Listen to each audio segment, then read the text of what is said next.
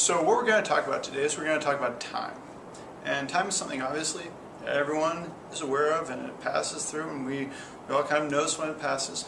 But we're going to talk about the history of time and how people figured out seconds, minutes, and hours, and days, and years, and all that stuff like that, and how that actually occurred over history. So, and I think it's really a fascinating topic because, you know, you got Norse mythology, you got Babylonians figuring out 360 degrees, you got these guys here, which, you know, creating the first clock that we know of. And it's just awesomely complicated, but really cool at the same time as to how all these people across the world, across the whole world, went ahead and figured out all this stuff about how to come up with time. And even today, it's kind of messed up, the system we have. I mean, we got the 60 seconds, then the 60 minutes, then the 24 hours, then the 365 and a quarter days, and that's basically, even that's not 100% precise.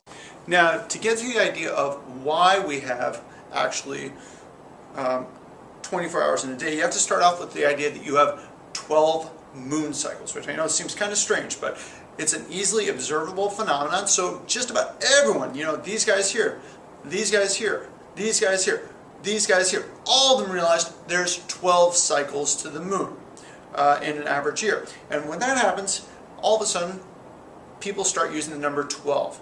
Across China, Mesopotamia, Egypt, they did that. In Egypt, it was kind of interesting because they used 10 hours of daytime, and then they had 2 twilight hours before daytime and 2 twilight hours after daytime. So that ends up, when you add that all up, and then you have 10 hours of night.